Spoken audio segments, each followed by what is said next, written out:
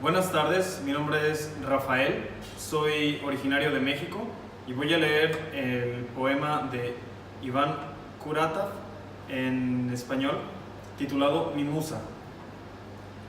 Mi musa querida no será vendida. No exponemos mis versos en bazares, no tenemos quien compre mis cantares.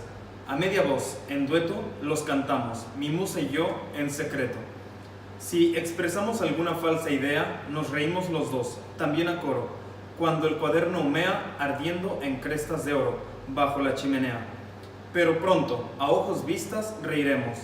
Pondremos nuestra mano en un gran tema, mostrando en un poema que seremos audaces ante el jan laguifaldado, parásito sediento, que bebe sangre humana desalmado, mientras el pueblo hambriento se hiela hasta los huesos indigente, esperando la vida feliz que le caliente.